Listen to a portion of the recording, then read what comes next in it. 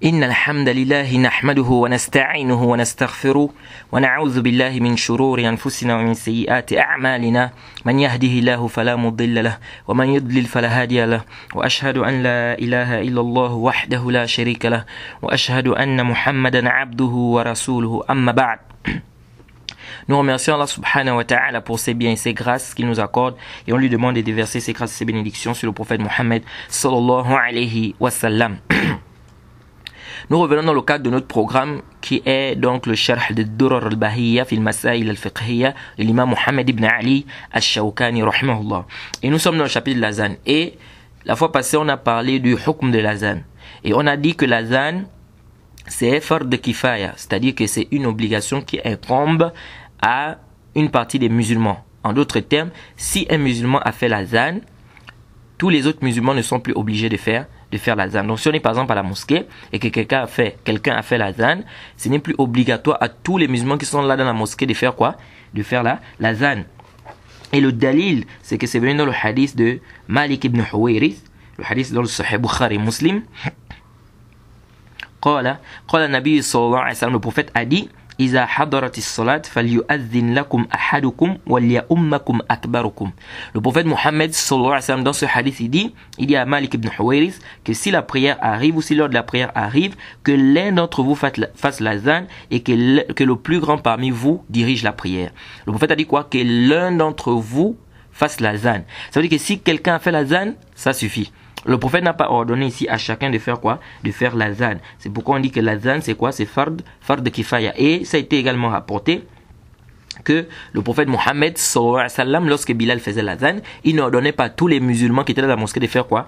De faire l'azan. Donc on retient que l'azan c'est fard kifaya. C'est-à-dire c'est une obligation qui incombe à un groupe de musulmans. C'est-à-dire que si les musulmans ont fait cela, ce n'est plus obligatoire aux autres de le faire.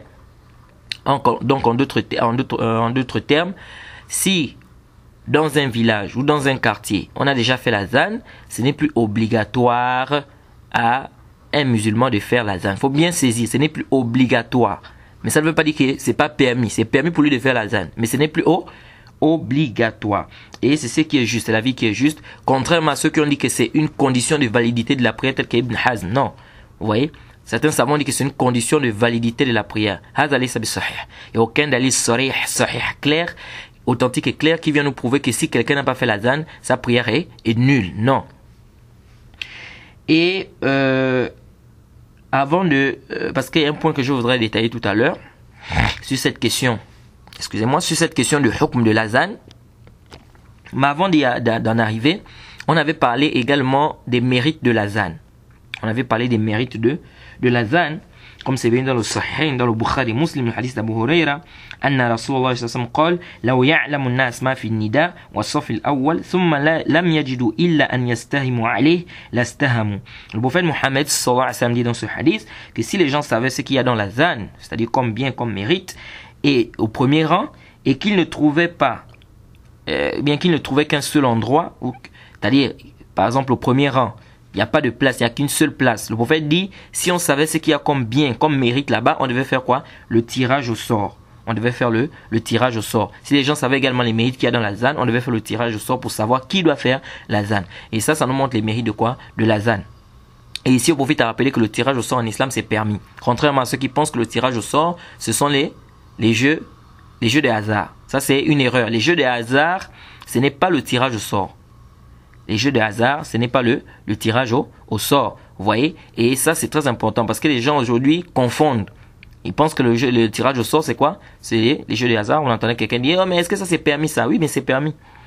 Ça, c'est le tirage au sort, c'est permis. Le prophète l'a fait. Le prophète nous parle de ça ici. Donc ça n'a pas de problème.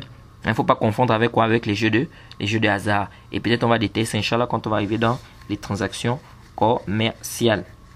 Alors, le prophète aussi dit dans un autre hadith d'Abu Sa'id al-Khudri, il dit: فَإِنَّهُ لَا يَسْمَعْ صَوْتَ الْمُؤَذِّنِ جِنٌ وَلَا إِنسٌ وَلَا شَيْءٍ إِلَّا شَهِدَ لَهُ يَوْمَ الْقِيَامَةِ. Le prophète Mohammed sallallahu alayhi wa sallam dit dans ce hadith que n'entend pas la voix du muazzin, c'est-à-dire un djinn n'entend pas la voix du muazzin, ou un être humain, ou bien quoi que ce soit, sans qu'il ne témoigne pour lui yawm al-qiyamah.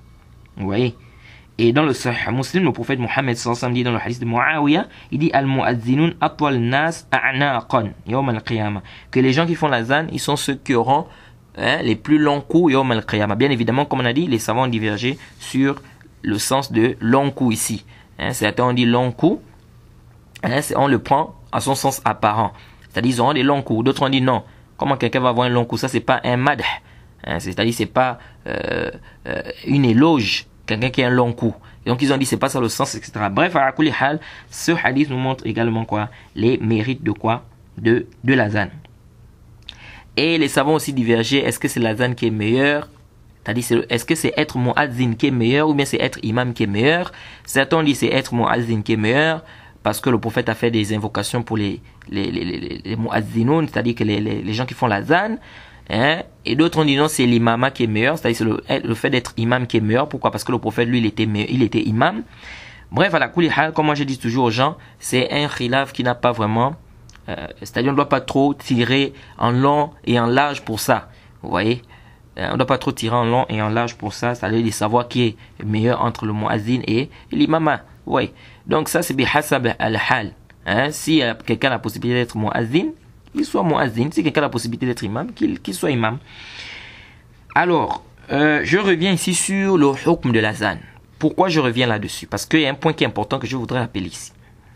Certains savants ont dit qu'il est obligatoire de faire l'azan, même pour celui qui est seul. En d'autres termes, si j'arrive à la mosquée, je trouve que la prière est terminée, il y a des savants qui disent que c'est obligatoire pour toi de faire l'azan, même si on a déjà fait l'azan dans la mosquée. Je ne sais pas si vous saisissez. Quelqu'un arrive à la mosquée, il trouve que la prière est terminée avec l'imam. Ils disent que c'est obligatoire pour lui, s'il veut prier là, de faire l'azan. Et parmi les savants qui ont eu cet avis, le Cheikh Mohammed Nasruddin Al-Albani, rahimahullah. Cheikh Al-Albani, rahimahullah, il dit qu'il est obligatoire. Si tu arrives à la mosquée, la prière est finie, tu fais l'azan. Si tu es quelque part, je sais pas, chez toi ou etc., c'est obligatoire pour toi de faire l'azan. Pourquoi? Il s'appuie sur un hadith, le hadith de celui qui avait mal fait sa prière, Moussi et Salat. Le prophète Mohammed sallallahu alayhi wa sallam a dit dans ce hadith, La tatimmu salat ahadikum hatta yu'adhin. Le prophète Mohammed sallallahu alayhi wa sallam dans ce hadith a dit, la prière de l'un d'entre vous ne sera pas complète jusqu'à ce qu'il fasse l'azan. Donc ici c'est l'ordre. L'ordre implique quoi? L'obligation. Hatta yu'adhin. Et sa prière ne peut être complète que s'il fait quoi? L'azan. Donc le Cheikh Al-Albani rahimahullah dit c'est obligatoire pour toute personne de faire l'azan même s'il est seul. Et ça, cet avis-là, laysa kama qala al-Cheikh.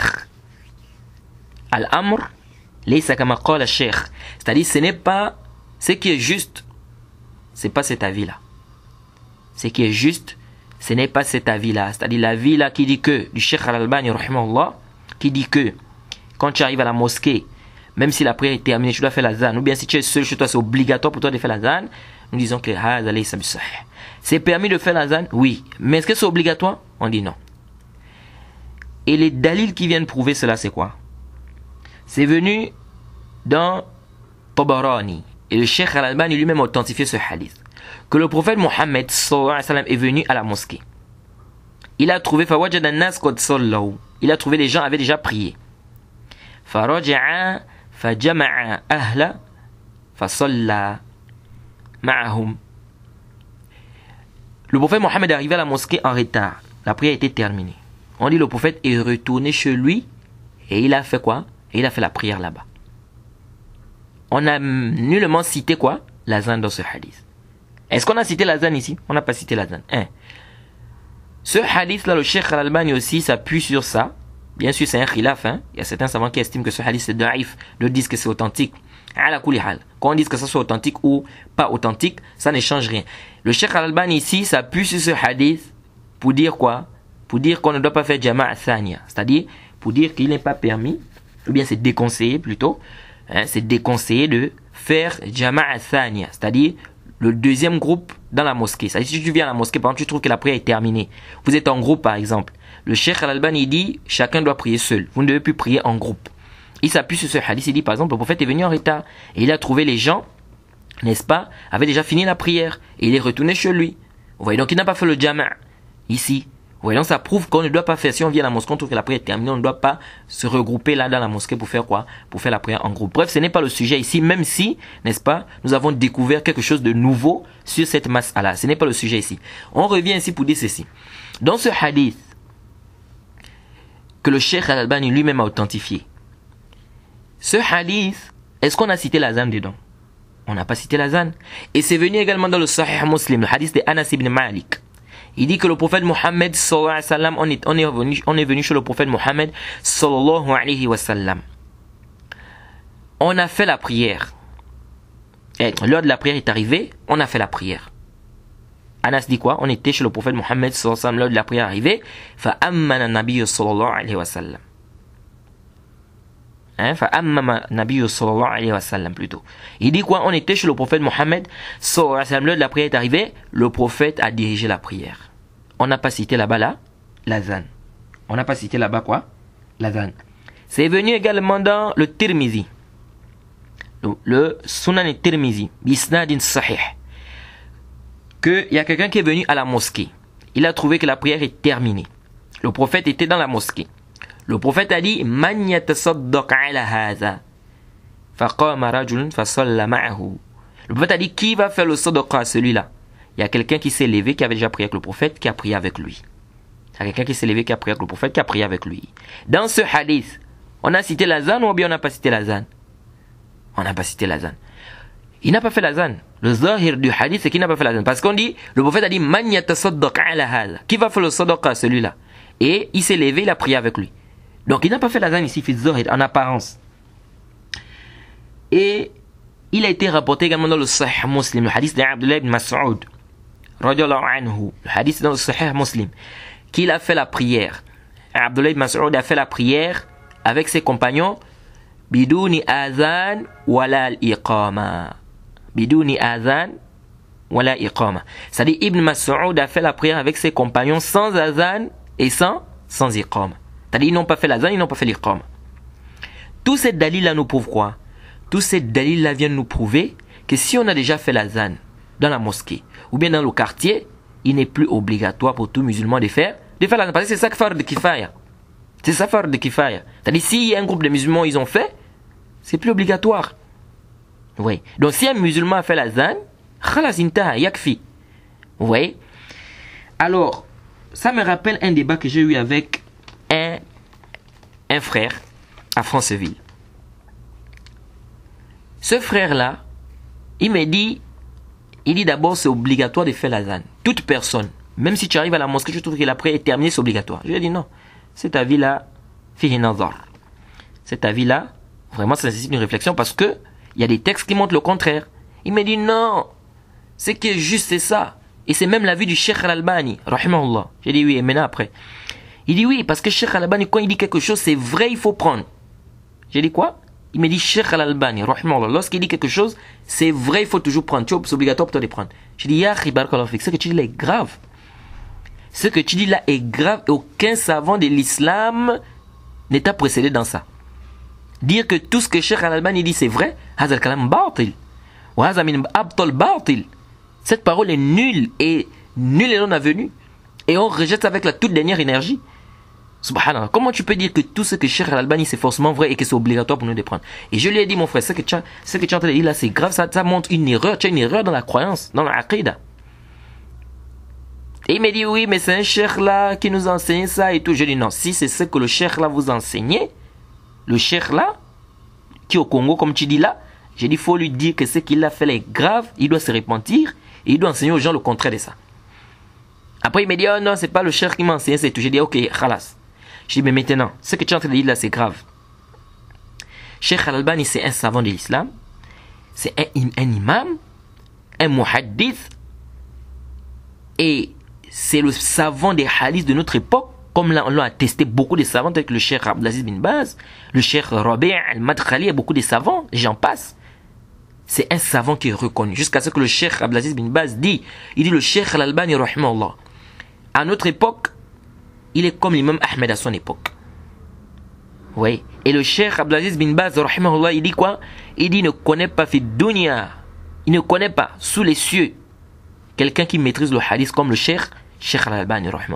Donc Cheikh Al-Albani, c'est un savant qui est reconnu, hein, et comme on dit toujours, n'en déplaise aux jaloux, n'en déplaise aux gens des bid'a, Cheikh Al-Albani, c'est un savant de la sunna, il est reconnu comme tel et c'est un savant des hadiths, c'est notre savant. Mais cela ne veut pas dire que tout ce qu'il dit est forcément vrai. Là maintenant il y a une nuance. Cela ne veut pas dire quoi? Que tout ce qu'il dit est forcément vrai ou bien tout ce qu'il dit on doit toujours prendre. Non. C'est un être humain. Yusib wa yukhti, ya'lam wa yajhal. Comme disent beaucoup de savants. Et ça c'est un comportement. Beaucoup de gens, vraiment, subhanallah, il faut qu'on craigne Allah. Vous allez trouver que beaucoup de gens ont cette conception-là. Si c'est pas sur le Cheikh Al-Albani, c'est peut-être sur le Cheikh Rabi' Al-Madkhali. Si c'est pas sur lui, c'est peut-être sur l'imam Malik. Si c'est pas sur lui, c'est peut-être l'imam Shafi'i. Si c'est pas sur lui, c'est peut-être sur le Cheikh, je sais pas qui. Et ça, c'est une grave erreur. Nos savants, ils ont leur place. Mais ça ne veut pas dire qu'ils sont ma'soum, c'est-à-dire qu'ils n'ont pas de péchés, ils n'ont pas des erreurs, ou bien ils sont infaillibles. Ça ne veut pas dire ça, non. Et je lui ai dit que tu ne trouveras aucun savant de la sunna qui va soutenir ce que tu dis là.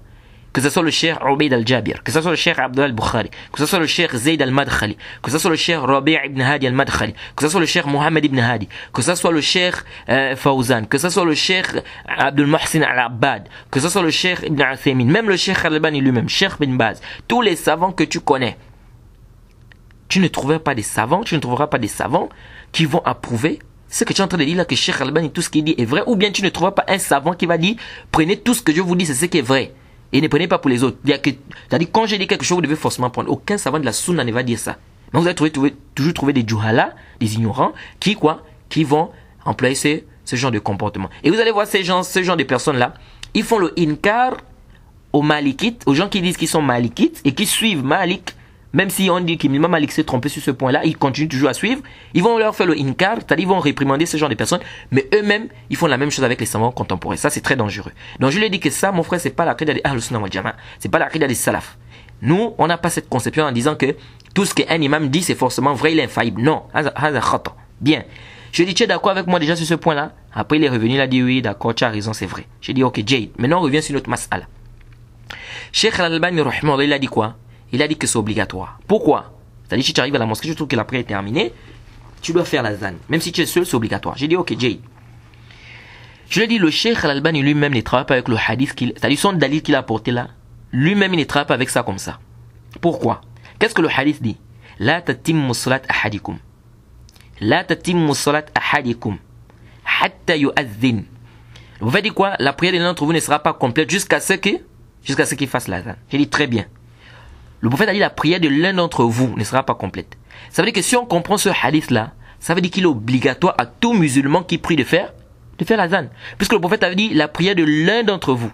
Donc ça veut dire quoi? Ça veut dire que c'est obligatoire pour chaque musulman de faire la zan. Ça veut dire que si on vient à la mosquée, si quelqu'un a fait la zan, il faut que chacun de nous dans la mosquée fasse la zan. Sinon la prière n'est pas complète. C'est-à-dire même si quelqu'un a fait la zan dans la mosquée, il est obligatoire pour chacun de nous dans la mosquée de faire la zan. Puisque le prophète a dit la prière de l'un d'entre vous ne sera pas complète. Je lui ai dit, même le Cheikh Al-Albani ne dit pas ça. Il dit, Cheikh Al-Albani, lui-même, il ne dit pas que quand tu viens à la mosquée, si quelqu'un fait la zan dans la mosquée, il est obligatoire pour tout le monde de faire la zan. Cheikh Al-Albani ne dit pas ça. Pourquoi le Cheikh Al-Albani ne dit pas ça? Tout simplement parce qu'il a travaillé avec des autres textes qui nous permettent de comprendre ce texte-là. Nous avons remarqué que dans les autres textes, lorsque Bilal faisait la zan, le prophète n'ordonnait pas à tous les compagnons de faire la zan. Le prophète se suffisait de la zan de Bilal. Donc de là, on comprend que ce hadith-là, où le prophète Mohammed sallallahu alayhi wa sallam a dit, la prière de l'un d'entre vous ne sera pas complète jusqu'à ce qu'il fasse la zan, ça veut dire que pour comprendre ce hadith-là, il faut comprendre ça avec les autres textes. Je ne sais pas si vous suivez. Maintenant, je lui ai dit, ok, tu es d'accord avec moi quand même que ici, là, il n'est pas obligatoire pour toute personne dans la mosquée, si quelqu'un fait la zan, de faire la zan. Il dit, oui. J'ai dit, Jade. Pourquoi? Il me dit non, parce que j'ai dit non, c'est pas parce que c'est connu. Pourquoi? C'est parce qu'on a pris d'autres textes qui prouvent que si quelqu'un a déjà fait la zan, ça suffit. Comme les hadiths où Bilal faisait la zan. On ne demandait plus à tout musulman de faire la zan. J'ai dit, Jade, c'est la même chose ici. Pour comprendre ce hadith-là, dans lequel le Cheikh Al-Albani s'est appuyé, nous devons aussi revenir dans les autres textes. Et quand on regarde les autres textes, on se rend compte que il n'a pas été cité la zan là-bas. Comme par exemple le hadith où on dit que le prophète est venu à la mosquée, il a trouvé que les gens avaient prié, il est retourné chez lui, il a prié. On n'a pas dit l'azan. Le hadith de Anas qui est venu au Sahih Muslim, où il dit qu'on a prié chez le prophète, il a dirigé la prière. Il n'a pas cité l'azan. Abdullah ibn Mas'ud, il a prié sans azan, sans iqama. Ouais. Celui qui est venu à la mosquée, le prophète a dit qui va faire le sadaqa à celui-là. On n'a pas cité l'azan. Quelqu'un peut dire oui, mais ces textes-là ne sont pas sarihan. En dehors du hadith de Ibn Mas'ud qui est dans le Sahih Muslim. Quelqu'un peut dire oui. Ces textes-là ne sont pas clairs sur le fait qu'ils n'ont pas fait l'azan. C'est pas clair. On dit oui, ils ont prié. Anas dit qu'ils ont prié chez le prophète et le prophète a dirigé. Ce n'est pas clair qu'ils n'ont pas fait l'azan. Celui qui est venu à la mosquée, le prophète a dit Man yatasaddaq ala hadha, qui va faire le sadaqa à celui-là. Ce n'est pas clair qu'il n'a pas fait l'azan. Nous disons oui. Ce n'est pas clair. Mais nous disons c'est vraiment ba'id, yab'ud. C'est-à-dire, penser que ces rapports, dans ces histoires que je viens à peine de citer, dans ces hadiths que je viens à peine de citer là, le prophète a fait l'azan, ou bien le prophète a ordonné de faire l'azan, et puis le rapporteur du hadith ne cite pas ça, ça, c'est vraiment ba'id. C'est-à-dire, c'est très loin. Hein? C'est-à-dire que c'est vraiment difficile de dire que le prophète Mohammed, quand Anas, ils ont prié chez le prophète a fait l'azan, ou plutôt, on a fait l'azan. Et puis Anas n'a pas cité ça, n'a pas mentionné ça. Celui qui est venu à la mosquée, le prophète a dit que celui qui va faire le sadaqa à celui-là, il a fait l'azan, mais le rapporteur n'a pas mentionné ça. Ça, c'est vraiment lointain. Alors qu'on sait que quand le prophète s'était réveillé en retard dans le Sahih Muslim, lorsqu'il avait dit à Bilal qu'il faut nous réveiller, c'est venu clair, le rapporteur a cité. On a fait l'azan, puis on a fait l'iqama et on a prié. Donc il a cité. Donc ça veut dire que si réellement le prophète avait fait l'azan ici, ou bien si le prophète avait ordonné à celui qui est venu en retard à la mosquée de faire l'azan, ça devait être cité. Du moment où ça n'a pas été cité, nous comprenons de là que quoi? Que ce n'est pas obligatoire. Maintenant je lui ai posé la question. Je lui ai dit, ok mon frère, selon ton avis, ou selon la position de Cheikh Al-Albani, celui qui est rentré à la mosquée, où le prophète a dit, Man yatasaddaq ala hadha, c'est obligatoire. Celui qui est rentré à la mosquée là, c'était obligatoire pour lui de faire l'azan, oui ou non? Il m'a dit c'était obligatoire pour lui. J'ai dit Jade, le prophète lui a ordonné de faire l'azan, oui ou non? Il m'a dit non, mais peut-être. J'ai dit non, il n'y a pas de peut-être. Dans ce hadith, est-ce que le prophète lui a ordonné de faire l'azan? Il m'a dit non, le prophète ne lui a pas ordonné. J'ai dit Jade, j'ai dit dans ce hadith, est-ce qu'il a fait l'azan? Il est resté comme ça, il a eu du mal à répondre. J'ai dit non, dans ce hadith, le zahir, le texte apparent, c'est qu'il n'a pas fait l'azan. Puis on dit, le prophète a dit, qui va faire le sadaqa à celui-là? Quelqu'un s'est levé, il a prié avec lui. Le texte apparent, c'est qu'il n'a pas fait l'azan. Sinon, ça devait être cité qu'il a fait l'azan, fa'adzana, et puis, faqama fa salla ma'ahu. Il a fait l'azan et il s'est levé, il a prié avec lui. Mais ça n'a pas été cité. Oui. Donc, de ce hadith, on comprend quoi? On comprend que ce hadith de le moussi, celui qui n'avait pas bien fait sa prière, là où le prophète dit, la prière d'entre vous ne sera pas complète jusqu'à ce qu'il fasse l'azan, on comprend qu'on ne doit pas comprendre ça de cette manière. Mais il faut plutôt prendre d'autres textes qui vont faire quoi? Qui doivent venir nous aider sur cette question. C'est comme ça que je lui ai dit ici aussi. Je lui ai dit, par quel dalil on comprend que si quelqu'un a déjà fait l'azan dans la mosquée, tous les musulmans qui sont dans la mosquée ne sont plus obligés de faire l'azan.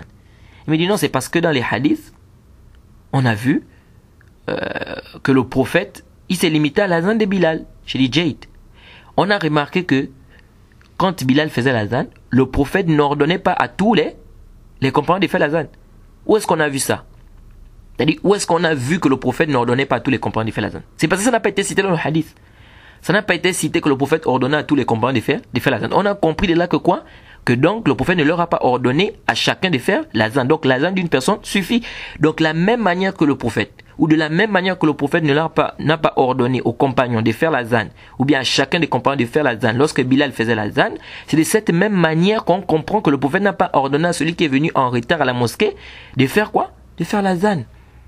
Oui, parce que ça n'a pas été cité. Vous voyez, donc ça c'est ce qui est aqrab, c'est ce qui est proche, c'est ce qui est juste, wallahu ta'ala a'lam. Que si on a déjà fait l'azan à la mosquée, tu arrives, la prière est terminée, il n'y a plus d'azan pour toi à faire. C'est mustahab, oui. Mais est-ce que c'est obligatoire? On dit non.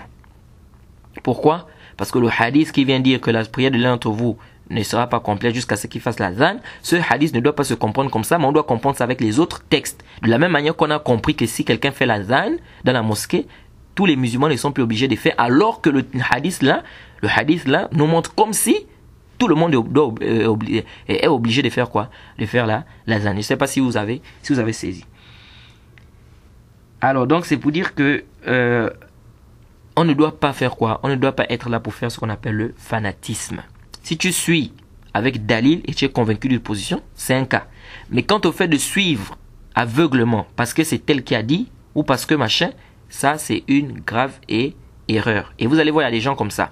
Vous arrivez sur une mas'ala, tu cites, bon ça c'est l'avis du Cheikh Al-Albani. Cheikh Al-Albani a dit quoi? C'est ça. Comme me disait un frère. Il dit dès que tu donnes seulement l'avis du Cheikh Al-Albani, tout ce que tu peux amener comme tafsilat là, il n'est plus là, il n'est plus dans ça. C'est-à-dire lui, il n'est plus. Même si tu amènes les dalils, les quoi, il n'est plus là-bas. Il a déjà compris que Cheikh Al-Albani a dit ça, c'est fini. Et ça joue psychologiquement dans sa tête.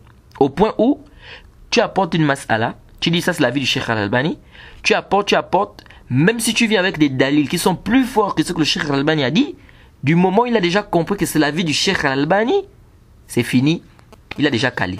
C'est ça sa position. Donc tout ce que tu peux amener là, il n'est plus dans toi.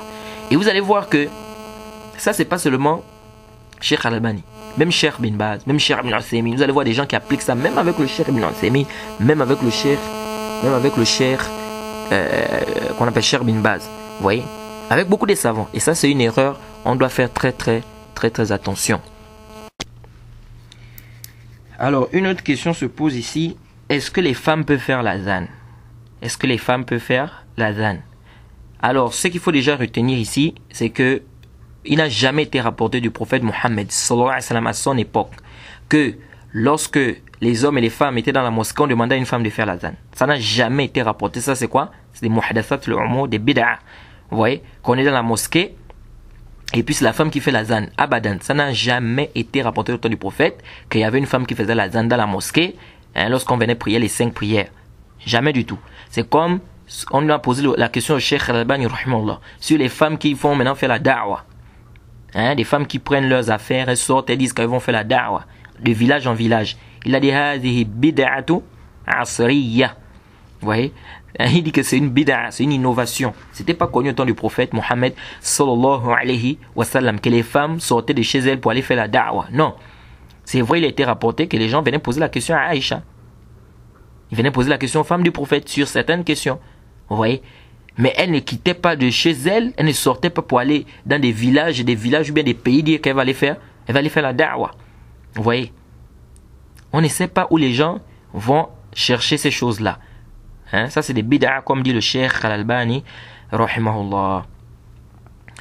Et aussi, comme on a dit, ce n'est pas obligatoire. Ce n'est pas venu dans la sunna que les femmes faisaient l'azan au temps du prophète. Mais si les femmes sont entre elles, je répète, si les femmes sont entre elles, il est permis pour elles de faire l'azan. Par exemple, les femmes sont à la maison, elles veulent prier en groupe.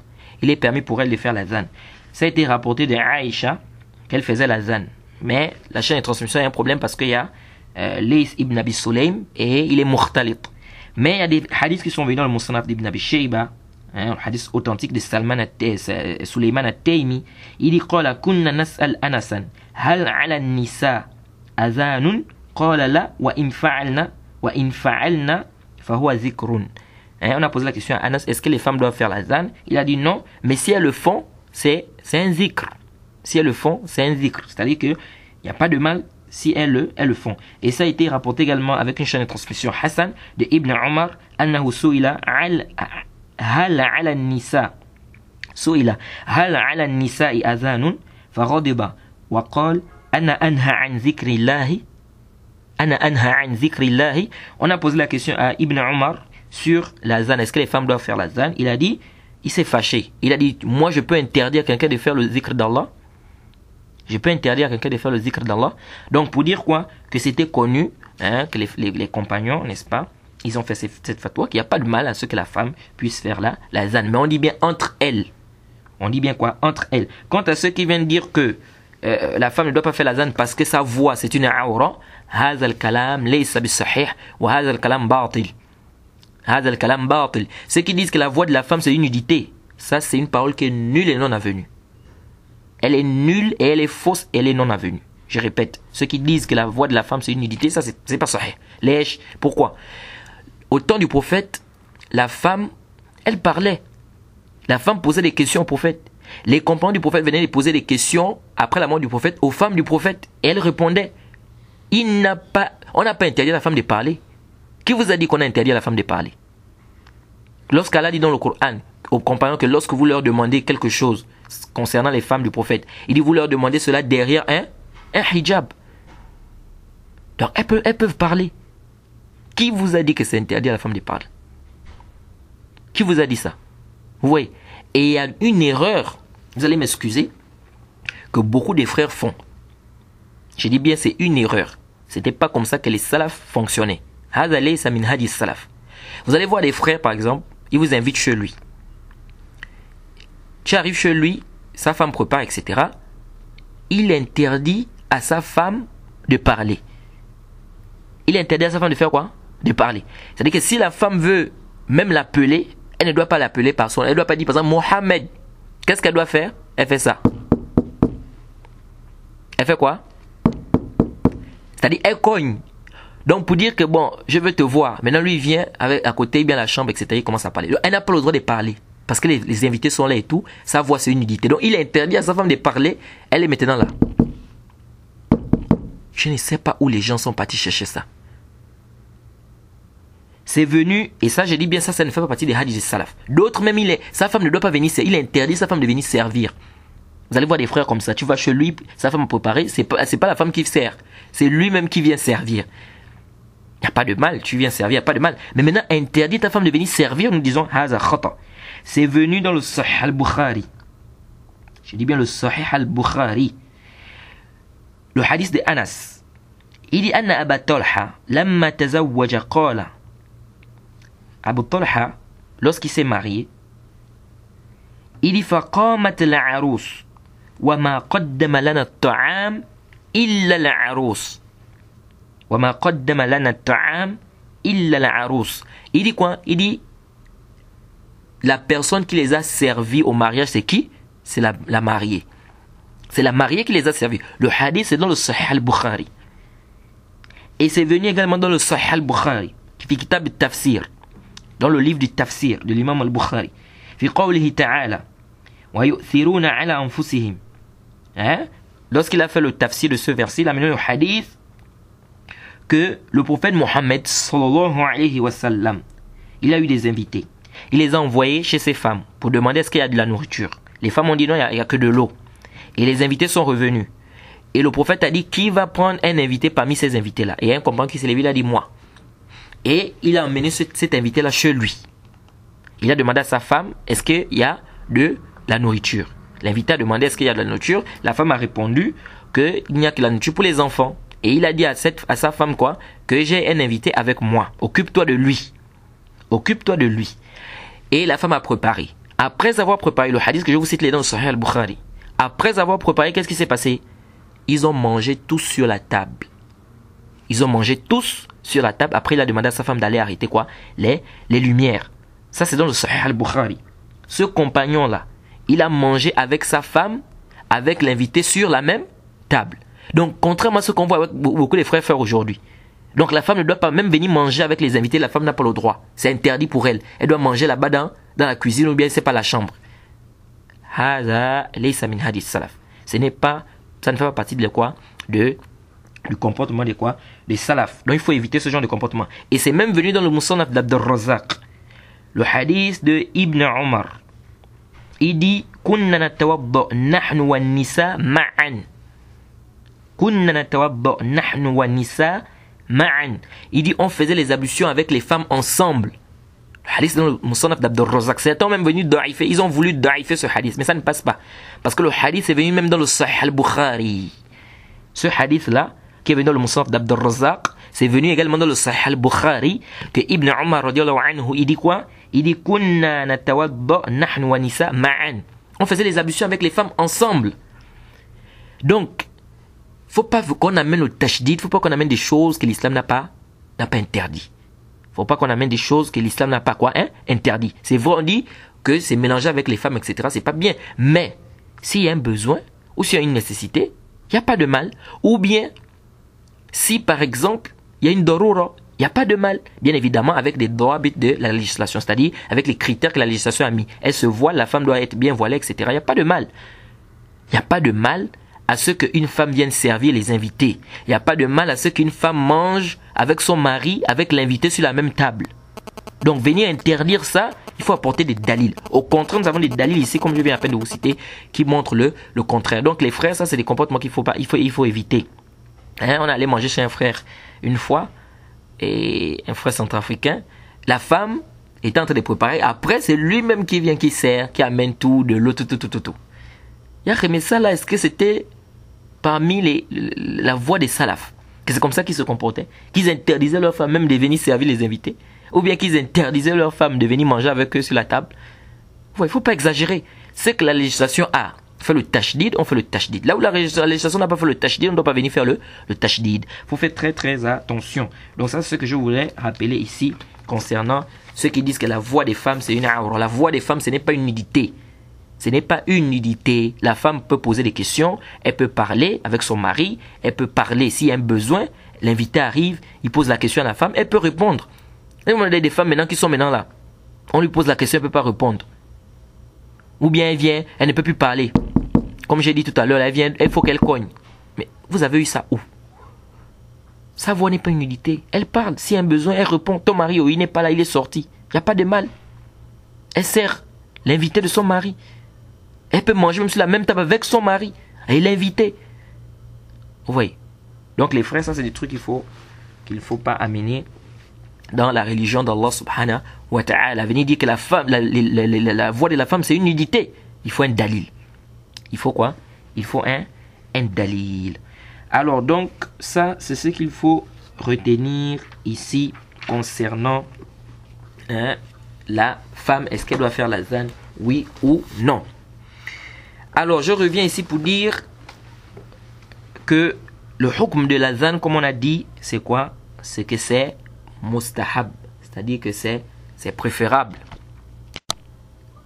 pour celui qui est seul. Si on a déjà fait la zan, ce n'est pas obligatoire pour lui de faire la zan. Mais si vous êtes dans un endroit où personne n'a fait la zan, ici c'est obligatoire pour vous de faire quoi? C'est obligatoire pour vous de faire la zan. Vous êtes dans un village ou bien un quartier où on n'a pas fait la zan, il faut quoi? C'est obligatoire pour vous, si vous voulez prier, de faire la zan. Alors, rapidement, comment est-ce que la zan a été légiférée? C'est venu dans le hadith de Abdullah ibn Zayd ibn Abdi Rabbi. Ce n'est pas Abdullah ibn Zayd, celui qui a rapporté les ablutions du prophète Mohammed sallallahu alayhi wa sallam. Le hadith est dans le Musnad de l'imam Ahmed, Abi Daoud, Ibn Majah, Ibn Khuzayma, Ibn Hibban. Et c'est un hadith qui est authentique, authentifié par beaucoup de savants, parmi lesquels Cheikh Al-Albani rahimahullah. Il dit: Lamma amara Rasulullah sallallahu alayhi wa sallam bin naqus yu'mal li yudraba bihi linnas li jam'i salat tafa bi wa ana na'imun رجل يحمل ناقوسا في يده فقلت يا عبد الله أتبيع الناقوس فقال وما تصنع به فقلت ندعو به إلى الصلاة فقال أفلا أدلك على ما هو خير من ذلك فقلت بلى فقال تقول الله أكبر الله أكبر الله أكبر الله أكبر أشهد أن لا إله إلا الله أشهد أن لا إله إلا الله أشهد أن محمدا رسول الله أشهد أن محمدا رسول الله حي على الصلاة حي على الصلاة حي على الفلاح حي على الفلاح الله أكبر الله أكبر لا إله إلا الله ثم استأخر عني غير بعيد ثم قال ثم تقول إذا قمت إلى الصلاة الله أكبر أشهد أن لا إله إلا الله أشهد أن محمدا رسول الله حي على الصلاة حي على الفلاح قد قامت الصلاة الله أكبر لا إله إلا الله. Alors, ici on a le hadith de Abdullah ibn Zayd. Il dit ceci. Il dit, le prophète avait demandé comment est-ce qu'on doit appeler les gens à la prière. Alors les gens qui ont proposé, il y a des gens qui ont dit non, on va appeler à la prière avec des cloches comme les juifs ou les chrétiens. D'autres ont dit non, on va appeler avec des trompes, machin, etc. Chacun a proposé pour lui. Et il y a un compagnon qui dit, quand il est allé dormir, il a fait un rêve. quand il est allé dormir, il a fait un rêve, il a vu quelqu'un avec une sorte de, comment dirais-je, une trompe, etc. Et il lui a demandé que, est-ce que tu vends ça parce que je vais acheter? Et il lui a dit, celui-là qui était dans le rêve, qui avait cette trompe-là, il lui a dit que, mais tu veux faire quoi avec? Il a dit, on va appeler les gens à la prière. Et il lui a dit, je vais t'indiquer, ou bien veux-tu que je t'indique vers quelque chose qui est meilleur que ça? Il a dit, c'est quoi? Il lui a dit, quand tu veux appeler à la prière, dis Allahu Akbar, Allahu Akbar, Allahu Akbar, Allahu Akbar, Ashhadu an la ilaha illallah, Ashhadu an la ilaha illallah, Ashhadu anna Muhammadan Rasulullah, Ashhadu anna Muhammadan Rasulullah, Hayya ala salah, Hayya ala salah, Hayya ala falah, Hayya ala falah, Allahu Akbar, la ilaha illallah. Donc il lui a montré comment il doit faire l'azan. Ensuite il a dit, quand tu veux maintenant faire la prière, donc l'iqama, tu dis quoi? Tu dis Allahu Akbar, Ashhadu an la ilaha illallah, Ashhadu anna Muhammadan Rasulullah, Hayya ala salah, Hayya ala falah, qad qamatis salat, Allahu Akbar, la ilaha illallah. Donc il lui a dit quoi? Voilà comment tu vas faire l'iqama. Alors ici là une question se pose. C'est que après ce compagnon là, il est venu voir le prophète, hein? Il est venu voir le prophète, il a expliqué au prophète et le prophète a dit c'est une vision qui est vraie. Et Omar ibn al-Khattab il est venu également, il a dit qu'il a fait également le même rêve. Vous voyez? Il a fait également le même rêve. La question qui se pose ici c'est, donc est-ce qu'on prend notre religion dans les rêves? Parce qu'ici, il a fait un rêve. C'est-à-dire dans les rêves en dehors du prophète. Si le prophète fait un rêve ou Allah lui révèle quelque chose, ça, il n'y a pas de problème. Mais si quelqu'un d'autre fait un rêve, est-ce que ça peut devenir une législation pour nous? Parce qu'il y a des gens qui s'appuient sur ça. Ils disent que voilà, vous dites aux gens, non, les rêves, on ne doit pas se baser sur les rêves dans la législation et tout et tout et tout. Mais voilà, un compagnon qui a fait un rêve, et c'est devenu un tashri' pour nous. C'est-à-dire que c'est même devenu une législation pour nous. On fait la zan qu'on est en train de faire là. Comment ça a été révélé? C'est par le rêve qu'un compagnon a eu à faire. Nous disons votre dalil ne tient pas. Pourquoi? Parce que ce compagnon est venu montrer, bien il a expliqué son rêve au prophète et le prophète a approuvé. Et donc ce n'est pas devenu une législation pour nous parce qu'il a fait le rêve, mais c'est devenu une législation pour nous parce que le prophète a approuvé son rêve. Maintenant toi qui fais un rêve, où tu dis qu'on t'a donné un zikr, où tu as vu, je ne sais pas, un dua, qui a approuvé ton rêve pour dire que ton rêve est véridique? Qui a approuvé ça? Le prophète est là pour approuver ça. Donc on ne peut pas se baser sur ça. Et puis, ça c'est déjà une règle que je vais vous donner ici. On ne prend rien dans les rêves en ce qui concerne les ahkam shar'iyya. Je répète, on ne prend rien dans les rêves en ce qui concerne les ahkam shar'iyya. Allah était clair dans le Coran. Al-yawm akmaltu lakum dinakum wa atmamtu alaykum ni'mati wa raditu lakum al-islam dina. C'est plus que clair. Aujourd'hui, j'ai parachevé votre religion, ou j'ai parachevé votre religion pour vous. Et j'ai accompli, ou bien j'ai parfait mon bienfait sur vous, et j'agrée l'islam comme religion pour vous. Donc la religion, elle est parachevée. C'est-à-dire, il n'y a plus rien à ajouter, il n'y a plus rien à enlever. L'islam est clair et sarih. Tu n'as plus le droit de venir ajouter quoi que ce soit. Donc en d'autres termes, si quelqu'un aujourd'hui venait nous dire qu'il a fait un rêve, où on lui a donné un dua, une invocation particulière, on lui dit, Ya Barakallahu fik, Allah était clair dans le Coran, la religion était parachevée. Si ce dua là c'était un khair, le prophète devait nous enseigner. Si c'était un bien, cette invocation, le prophète devait nous enseigner ça. Donc le moment où le prophète nous a pas enseigné ça, on ne doit pas venir ajouter cela dans la religion. Parce que si tu dis qu'il y a encore un dua qu'on t'a enseigné spécifique pour toi, ça veut dire quoi? Ça veut dire que la religion n'a pas encore été parachevée, il y a encore des choses qui manquent. Et ça, c'est grave. C'est comme me disait une fois une sœur, elle m'a posé la question de savoir. Elle dit, elle a fait un rêve, quelqu'un lui a dit que va dans la citadelle du musulman, il y a un doigt à telle page, on lui a donné la page, il dit, tu dois prendre ça, tu dois réciter ça tant de fois. Je lui ai dit, prends ça, cette parole-là, balance à la poubelle sans aucun doute. Ça, c'est Shaitan qui vient ou qui est venu pour t'embrouiller. Pourquoi? Parce que tout simplement, la religion est parachevée, la religion est terminée. C'est-à-dire, il n'y a plus rien à ajouter. Donc ce dua-là, si c'était un dua qu'on devait invoquer tant de fois, à tel endroit, ou pour telle chose, le prophète devait nous informer de ça. Le prophète devait nous informer de ça. De le moment où ça n'a pas été informé, tu n'as pas le droit de faire quoi? Tu n'as pas le droit de venir prendre cela dans les rêves. Et ça, c'est très important, parce que ça aide beaucoup. Les gens s'embrouillent souvent dans les trucs des rêves, là, les frères. Le prophète nous a donné le comportement à adopter concernant les rêves. Quelqu'un qui a fait un bon rêve, il remercie Allah. Quelqu'un qui a fait un mauvais rêve, le prophète a dit quoi? Tu postillonnes à ta gauche, tu te lèves, tu demandes la protection d'Allah contre ce rêve, et tu fais 2 rakas si tu peux. Mais quand tu fais maintenant de prendre ce rêve, mettre ça dans ta tête. Oh, j'ai vu mon grand-père, il voulait me tuer. Ah, j'ai vu ma grand-mère qui voulait me tuer. Donc en vérité, c'est que c'est elle qui veut me tuer. Oh non, c'est mon grand-père qui veut me tuer. Oh, ceci, cela. Tout ceci, les frères, il faut éviter. Quelqu'un a fait un rêve où il a vu sa maman qui veut le tuer, c'est fini. Il a mis ça dans sa tête et il dit maintenant ses enfants ne partent plus chez elle, c'est une sorcière, elle veut me tuer. Parce qu'il a vu ça dans le rêve. Et ça, c'est grave. Parmi les choses où Shaitan joue avec les gens, le plus, le problème des rêves. On a vu des gens faire des problèmes pour rien à cause d'un rêve. À cause de quoi? À cause d'un rêve. Et ça, c'est très dangereux. C'est comme me rapportait un frère. Il disait dans un village, au Gabon, une fille a fait un rêve, une femme, elle a fait un rêve où elle a vu sa voisine est morte. Elle est venue informer aux gens que j'ai fait un rêve que telle est morte. Après, cette personne est réellement morte. Qu'est-ce qui s'est passé après? Les parents sont venus chez cette femme-là. Ils ont dit aujourd'hui, là, tu vas nous expliquer comment notre soeur a fait pour mourir. Parce que c'est toi qui as dit, tu es venu ici que tu as fait un rêve où notre soeur est morte. Donc, c'est que tu connais quelque chose dans l'histoire. Donc, tu dois nous expliquer. Et il paraît même qu'ils ont fait des problèmes à cette femme, taper cette femme-là pour rien. Vous voyez? Et pourtant, l'islam donne les adab, les comportements à adopter. On ne prend rien dans les rêves. Un, et puis deux, le prophète a dit que si tu fais un mauvais rêve, ne parle de ça à personne. Ne parle de ça à personne. C'est un mauvais rêve. On voit les gens aujourd'hui, quelqu'un il fait un mauvais rêve, il vient, commence à raconter ça partout, etc. Regardez un peu ce qui s'est passé avec cette femme-là. Parce qu'elle est venue, elle a commencé à raconter ça. Vous voyez? On n'en disconvient pas. Le rêve de quelqu'un peut être véridique. Ça peut être véridique.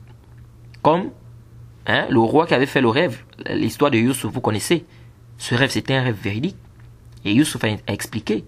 Et ce dalil prouve, contrairement aux gens qu'on entend dire non, un kaf ne peut pas faire un rêve véridique. Ça, c'est pas vrai. Un mécréant peut faire un rêve qui est véridique. Voilà le dalil ici. Nous avons ce roi-là qui n'était pas croyant, qui a fait un rêve et qui était vrai. Bref, ce n'est pas le sujet ici. C'est juste pour dire ceci. Que le rêve peut être vrai. Mais on ne peut pas affirmer de la véracité d'un rêve. Pourquoi? Parce que, c'est-à-dire, nous n'avons pas le wahi. Le prophète pouvait affirmer, oui, mais nous, qui va affirmer la véracité? On ne pourra affirmer de la véracité d'un rêve que lorsque ça va se réaliser. Je répète, on ne pourra affirmer de la véracité d'un rêve que lorsque ça va se réaliser. Mais ça ne s'est pas réalisé. Tu ne peux pas affirmer que ce rêve est véridique. Qu'est-ce qui te prouve que c'est véridique? Ça peut être vrai comme ça peut être faux. Oui, donc les frères, les problèmes des rêves, on doit faire très très attention. On ne prend rien dans les rêves en ce qui concerne la législation. Oh non, j'ai fait un rêve où on m'a donné un doigt spécifique. Oh, j'ai fait un rêve où on m'a dit que non. Et la vérité dans la masse, c'est tel sujet. Oh, j'ai fait un rêve où on m'a dit ceci. Les frères, tout ceci, on ne doit pas se baser sur ce genre de choses-là. Donc ici, là, la zane ici, c'était légiféré à travers le rêve, oui, d'un compagnon, mais c'est par l'approbation du prophète. C'est parce que le prophète a approuvé. Si le prophète n'avait pas approuvé, ça ne devait pas être une législation pour nous. Et je profite à rappeler aussi les gens qui interprètent les rêves n'importe comment. Parce qu'on remarque qu'aujourd'hui, c'est devenu une shanshanawadandana. C'est-à-dire, on voit des gens aujourd'hui, ils font même déjà des maisons où ils doivent interpréter des rêves, des boutiques où on doit interpréter des rêves. On ne sait pas où les gens sont partis chercher ça. On va prendre des livres, on va te dire non, si tu vois le lion dans le rêve, ça veut dire ça. Si tu vois que tu te noies, ça veut dire ça. Si tu vois que tu es en train de voler, ça veut dire ça. Si tu vois que... Mais tout ceci, on a eu ça où? Et quand la personne interprète le rêve, celui qui vient prendre l'interprétation du rêve, il pense que c'est forcément ça, ça va forcément arriver. Non, c'est faux. C'est faux. Et même celui qui interprète, il ne dit même pas Inch'Allah, ou bien je pense que c'est ça. Il affirme que c'est forcément ça. Abu Bakr Siddiq dans le Sahih al-Bukhari, il a interprété un rêve. Le prophète a dit Akhta'ta fi ba'd.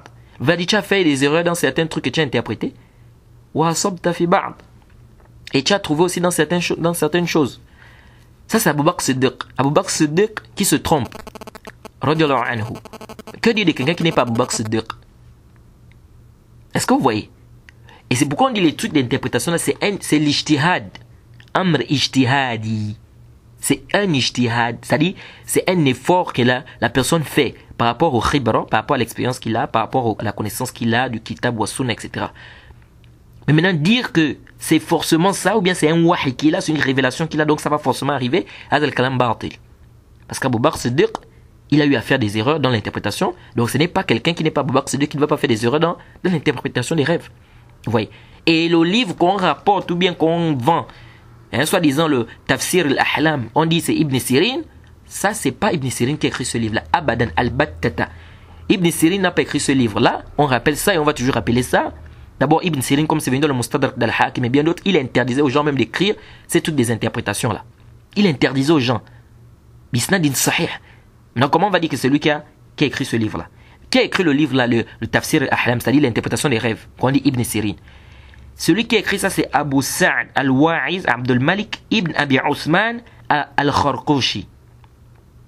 Al-Kharqouchi. C'est lui qui a écrit ce livre. Donc, Abu Sa'd al-Wa'iz Abdul Malik.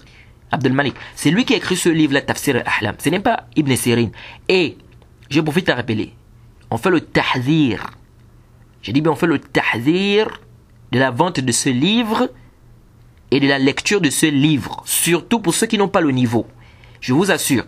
Parce qu'il y a des erreurs là-bas graves, même dans la aqida, dans la conception, dans le dogme, qu'il faut faire très attention. Vous allez trouver par exemple des histoires là-bas qu'on vous rapporte que quelqu'un est venu, il a intercédé pour Adam. Il a intercédé pour qui? Pour Adam. Mais subhanallah, ça c'est munkar ça. C'est le prophète qui intercède pour les gens ou bien c'est les gens maintenant qui intercèdent pour les prophètes? Regardez-moi des histoires pareilles. Vous allez voir des histoires là-bas qui n'ont même pas de asl, pas de sanad. Munkara, mawdu'a, c'est-à-dire faux. Des fausses histoires. J'ai dit bien hazar. Tahzir. Je vous mets en garde contre ce livre-là. Et les gens qui vendent et les gens qui achètent. Et surtout, je dis bien pour quelqu'un qui n'a pas de niveau. Parce qu'il va rentrer dans ça, il va lire ça, des tafsirot comme ça, il va prendre ça et il va venir faire le intishar de ça. Et si vous voyez beaucoup de hadiths da'if ou bien des histoires da'if que les gens ramènent, parfois ils prennent ça dans... Non, je vais vous prendre par exemple une histoire. On va vous dire par exemple que Mohammed ibn Sirin, et vous allez voir beaucoup de gens qui soi-disant veulent faire les interprétations des rêves, ils s'appuient sur cette histoire-là. Beaucoup de frères. Soi-disant Mohammed ibn Sirin, quelqu'un est venu le voir, il lui a dit qu'il a fait un rêve où il a vu qu'il faisait l'azan. Une autre personne est venue aussi, il a fait le même rêve, qui faisait l'azan. Mohammed ibn Sirin a dit, toi tu vas faire le pèlerinage, toi on va t'attraper, on va te couper la main parce que tu es un voleur. Et les gens disent, mais comment? Les deux ont fait le même rêve, ils ont vu l'azan. Mais comment ça lui là, il va faire le pèlerinage et l'autre c'est un voleur, va couper la main. Et il a amené des versets du Coran, soi-disant pour s'appuyer là-dessus. Et on dit quoi? C'est-à-dire ils amènent cette histoire pour dire quoi? Pour dire que vous pouvez faire le même rêve, mais l'interprétation est différente. C'est-à-dire deux personnes peuvent faire le même rêve, mais l'interprétation est différente selon les personnes. On n'en disconvient pas sur ce point. On peut faire le même rêve et l'interprétation soit différente. Mais cette histoire, je vous apprends déjà que cette histoire, laysa laha isnad. Hadhihi qissa laysa laha isnad. Ça n'a pas de chaîne de transmission cette histoire-là. Par conséquent, l'histoire n'est pas thabit. On ne peut pas prendre cette histoire-là. Elle n'est pas correcte. Elle n'est pas authentique jusqu'à Mohammed ibn Sirin. Pourquoi? Parce que la chaîne de transmission, il n'y a pas. Il n'y a pas de chaîne de transmission. Et Abdullah ibn Mubarak disait quoi? Rahimahullah. Al-isnad min ad-din. Je pense qu'on rappelle toujours ça. On va toujours rappeler ça. Al-isnad min ad-din. Wa lawla isnad la qala man sha ma sha. Et cette parole, elle est prise de Mohammed ibn Sirin. Mohammed ibn Sirin lui-même disait ça, comme l'a rappelé l'imam Muslim dans son Muqaddima, dans son introduction de son Sahih. Mohammed ibn Sirin disait ça. Al-isnad min ad-din. Wa lawla isnad la qala man sha ma sha. La chaîne de transmission fait partie de notre religion. Ça fait partie de la religion. S'il n'y avait pas la chaîne de transmission, chacun devait dire ce qu'il veut. Tout le monde pouvait dire le prophète a dit. Mohammed ibn Sirin a dit. L'imam Abu Hanifa a dit. Mais où est la chaîne de transmission de ça, de cette histoire-là? C'est ça le problème. Donc cette histoire-là, on doit arrêter d'amener ça aux gens, ou de rapporter ça aux gens, et attribuer ça à Ibn Sirin, parce que ça n'a pas de isnad, hein. Et puis deux aussi, on doit faire très attention à ce livre qu'on appelle Tafsir al-Ahlam, parce que il y a beaucoup de choses là-bas qui sont munkara, il y a beaucoup des histoires là-bas qui sont mawdu'a, il y a beaucoup des histoires là-bas qui sont très dangereuses, qui peuvent gaspiller même la croyance de quelqu'un, s'il ne fait pas attention. Alors, donc je disais tantôt que l'interprétation des rêves, on n'en disconvient pas de faire l'interprétation des rêves. Mais ça ne doit pas maintenant devenir, c'est-à-dire, comme si c'était un boulot. Quelqu'un fait de ça maintenant un boulot, il a maintenant une boutique où il interprète les rêves, d'autres même font payer même tu donnes de l'argent, on t'interprète le rêve. Ça, on doit faire très attention. Alors, le cheikh ici, il dit ceci. Yushra' li ahl kulli balad an yattakhidhu mu'adhdhinan yunadi bi alfaz al-adhan mashru'a. Il est légiféré à toute personne ou bien aux gens d'un pays de prendre un muazzin qui va appeler c'est-à-dire prendre un muazzin, donc qui va faire l'azan, qui va appeler les gens à la prière avec l'azan qui a été légiféré. Lorsque l'heure de la prière va rentrer. Vous voyez. Jade. Ici, là, les savants ont divergé sur la description de l'azan. Hein, sur la description de l'azan. Vous allez trouver des savants. Hein, vous allez trouver des savants qui vont vous dire que l'azan c'est 15 jumla, c'est-à-dire c'est 15 mots. C'est 15 mots. D'autres vont vous dire que c'est 19. Et d'autres vont vous dire que c'est 17. Et d'autres vont vous dire que c'est quoi? C'est 17. Alors, 15, c'est-à-dire comme l'azan que vous connaissez tous. Hein? Comme l'azan que vous connaissez tous, qu'on a cité récemment. Allahu Akbar, Allahu Akbar, Allahu Akbar, Allahu Akbar, Ashhadu an la ilaha illallah, Ashhadu an la ilaha illallah, Ashhadu anna Muhammadan Rasulullah, Ashhadu anna Muhammadan Rasulullah, Hayya ala salat, Hayya ala salat, Hayya ala al-falah, Hayya ala al-falah, Allahu Akbar, la ilaha illallah. Ça fait 15 mots. Ou 15 phrases, s'il faut le dire ainsi, 15 phrases. Ensuite, nous avons l'azan de, on a dit 19 phrases. C'est comme l'azan que vous venez d'entendre, mais la seule différence que les deux attestations, on les fait d'abord à voix basse, ensuite à haute voix. Et cet azan-là, beaucoup de gens kathir minanas la ya'rifuna. Beaucoup de gens ne connaissent pas ça. La ya'rifuna. C'est-à-dire, cette manière de faire l'azan-là, ou cet azan-là, beaucoup de gens ne connaissent pas ça. C'est-à-dire quoi? Ici, tu viens, et le hadith, il est venu, c'est un hadith qui est venu dans, l'azan est venu dans le hadith d'Abi Mahzoura. Et le hadith, il est quoi? Il est authentique. Le prophète Mohammed sallallahu alayhi wa sallam lui a enseigné l'azan de cette manière. Suivez-moi attentivement. Tu viens, tu dis Allahu Akbar, Allahu Akbar, Allahu Akbar, Allahu Akbar.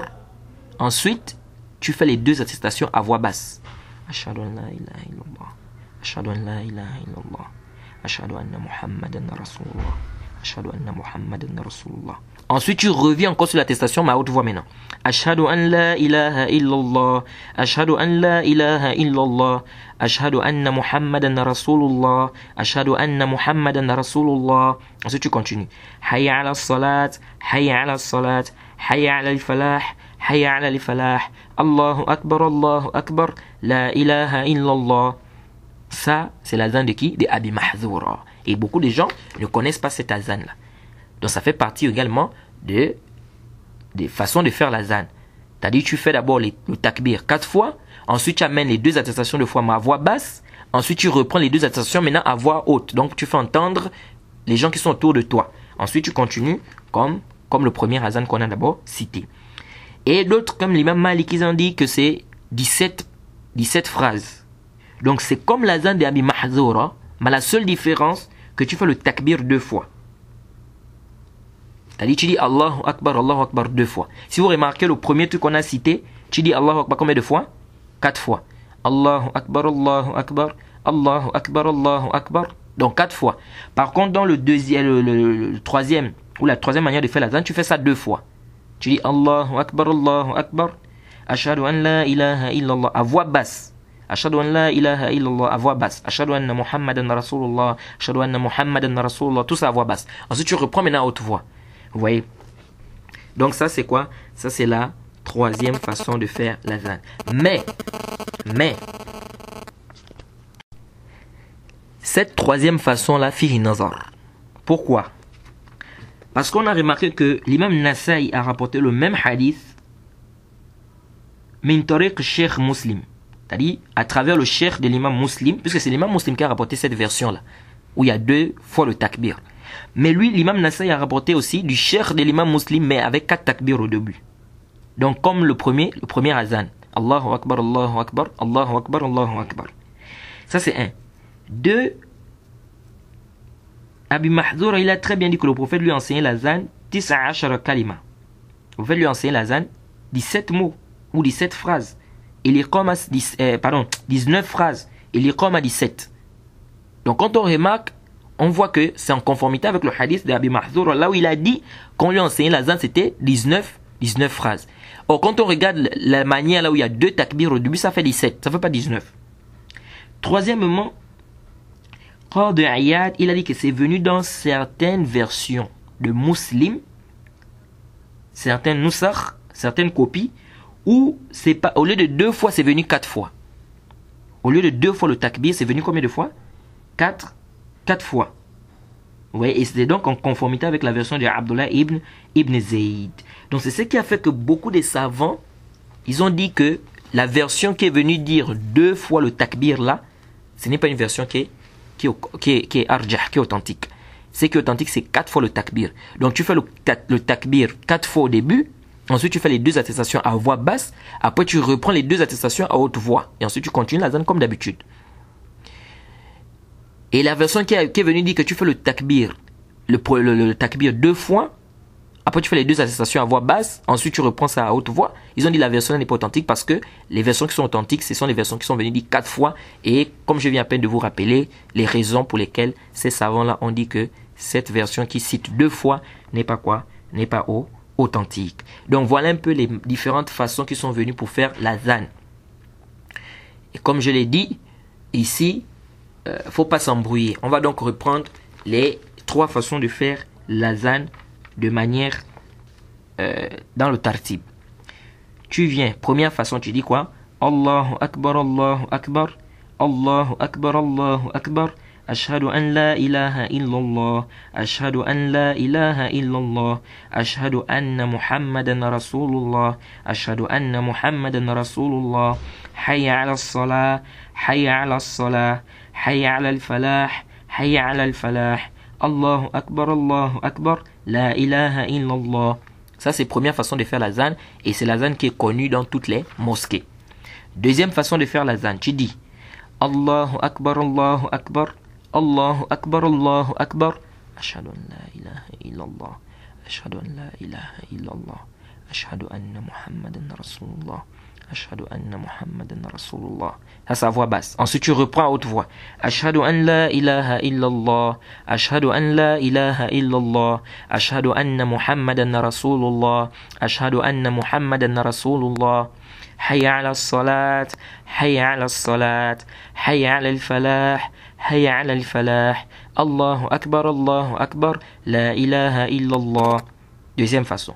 Troisième façon. Allahu Akbar, Ashhadu an la ilaha illallah, à voix basse. Donc tu dis Allahu Akbar, Ashhadu an la ilaha illallah, Ashhadu an la ilaha illallah, Ashhadu anna Muhammadan Rasulullah, Ashhadu anna Muhammadan Rasulullah, Ashhadu an la ilaha illallah, Ashhadu an la ilaha illallah, Ashhadu anna Muhammadan Rasulullah, Ashhadu anna Muhammadan Rasulullah. Hayya ala salah, Hayya ala salah, Hayya ala al-falah, Hayya ala al-falah. Allahu Akbar, la ilaha illallah. Ça, ce sont les 3 façons qui sont venues concernant la zan.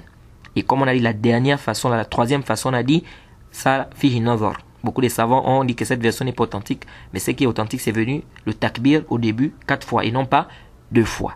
Ça, c'est la zan qui est venue dans la sunna du prophète Muhammad sallallahu alayhi wa sallam.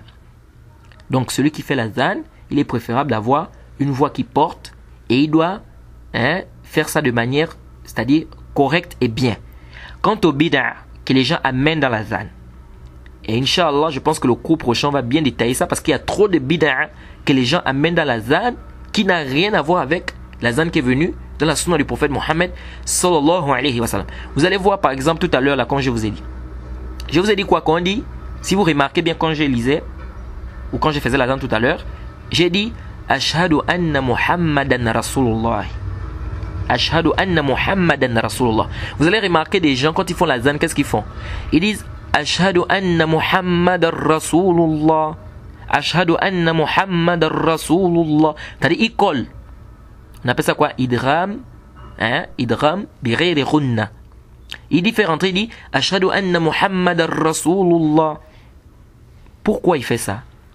On a posé la question au Cheikh Al-Albani rahimahullah. On lui a demandé, est-ce qu'on doit amener les ahkam de tajwid dans la zan? Il a dit la. Haza la yanbaghi. On ne doit pas amener les ahkam de tajwid dans quoi? Dans la zan. Parce que dans le Coran, si tu viens par exemple, tu dis Muhammadur Rasulullah, à cause du shadda, tu vas faire entrer Muhammadur Rasulullah. Mais dans l'azan, est-ce que tu fais la même chose? Non. Dans l'azan, tu dis Ashhadu anna Muhammadan. On doit entendre ça. Ashhadu anna Muhammadan Rasulullah. Et non pas Ashhadu anna Muhammadan Rasulullah. Là. Tu dois dire Ashhadu anna Muhammadan Rasulullah. Je ne sais pas si vous voyez. Et donc, on ne doit pas amener ça quoi dans l'azan. Et comme vous voyez aussi, il y a beaucoup d'autres bid'a que les gens amènent. Ils tirent. Hein? Ils amènent al-mad al-arid li-soukoun. Ils amènent ça dans l'azan. Et ils tirent. Parfois 17 haraka. Parfois même 20. Moi-même, j'ai compté, ça va jusqu'à 21. Quand tu vois les gens faire la zan là, j'ai déjà compté beaucoup de gens quand ils font la zan, ils vont jusqu'à 21 haraka. Donc il vient, il dit Ashhadu an la ilaha illallah. Il tire. Tu comptes les harakats, ça fait combien? Ils ont même contredit même les gens même du tajwid. Parce que les gens du tajwid te disent c'est de 2 harakats jusqu'à 4, jusqu'à 6. Eux ils vont jusqu'à 21. 20, 21. On a eu ça où? Je ne sais pas. Tout ça, c'est des takaloufats qu'on amène les gens dans la zan. Ils tirent. C'est devenu maintenant comme une chanson, ou bien en train de chantonner, ou bien je ne sais plus quoi. Tout ceci, c'est des choses qui ne sont pas venues dans la sunna du prophète Mohammed sallallahu alayhi wa sallam. On doit éviter, on doit enlever ces genres de choses-là. Ouais, les gens font trop des bid'a dans la zan. Ça n'est pas venu dans la sunna, mais ils amènent ça. On ne sait pas où ils sont partis chercher cela. Ouais. Et quand tu vas faire le inkar à quelqu'un, il va dire non mais moi j'ai appris la zan avec tel. Mais ça c'est pas un dalil. Ou bien je faisais toujours la zan dans la mosquée de tel, c'est un frère de la sunna, il m'a jamais dit que ça c'est pas bien. Mais est-ce que ça c'est un dalil ça? Attendez ça dalil. Ça c'est pas un dalil. C'est pas parce que tu as fait la zan devant quelqu'un, il n'a pas fait la réprimande, ou bien parce que tu fais la zan dans une mosquée, on t'a pas dit que c'est pas bien, que ça devient un dalil maintenant que ton zan est correct. Non. Le dalil c'est qala Allahu, qala Rasul, qala Sahaba. Allah a dit, le prophète a dit, les compagnons ont dit, comme a dit l'imam Zahabi rahimahullah. Mais quand au fait de venir dire, parce que tu as fait la zan dans la mosquée de tel, il ne t'a pas fait la réprimande, il ne t'a pas fait le inkar, il ne t'a pas réprimandé cela, donc ça veut dire que ton azan est correct, azal kalam batil. Ça c'est nul et non avenu, on rejette avec la toute dernière énergie que c'est pas un dalil. Ça c'est pas un dalil dans l'islam. Bref, je pense qu'on va d'abord s'arrêter par ici pour aujourd'hui, et le cours prochain, Inch'Allah, on va continuer, on va voir d'autres masaïl sur comment on doit, est-ce qu'on doit suivre, est-ce que suivre l'imam, quand le muazzin, pardon, c'est une obligation oui ou non, quand le muazzin fait la zan, on répète après lui. Répéter, est-ce que c'est obligatoire oui ou non, on va voir ça. L'iqama, on va aussi voir comment on fait l'iqama, quelles sont les différentes façons pour faire l'iqama, et est-ce que aussi c'est obligatoire de répéter aussi quand on fait l'iqama, qu'est-ce qu'on doit dire quand on fait l'iqama, et puis on va aussi voir comment on doit faire, est-ce qu'on met les doigts aux oreilles, quels sont les doigts qu'on doit mettre, est-ce qu'il y a un dalil qui est venu justifier cela, comment on doit tourner, est-ce qu'on tourne la tête, on ne tourne pas, est-ce que c'est obligatoire ou c'est pas obligatoire, la zan dans la mosquée, est-ce que c'est bid'a ou bien c'est pas bid'a, est-ce que la zan, on doit prendre maintenant la zan, mettre ça à l'oreille du bébé qui naît, ou bien est-ce que quand quelqu'un il est envoûté par exemple, on doit lui faire la zan, n'est-ce pas, à l'oreille, si quelqu'un est envoûté, il a des djinns, est-ce qu'on doit lui faire la zan? On va voir tout ça. La zan qu'on met dans les téléphones comme réveil, est-ce que c'est permis ça? Est-ce que ça fait partie de la sunna? Est-ce que c'est légiféré? Hein? Faire de la zan maintenant un réveil, etc. Tout ceci, on va en parler, Inch'Allah, dans les cours prochains, Inch'Allah. On demande qu'Allah nous facilite, qu'Allah nous guide. Wa subhanaka Allahumma bihamdik, wa ashhadu an la ilaha illa anta astaghfiruka wa atubu ilaik. Assalamu alaikum wa rahmatullahi wa barakatuh.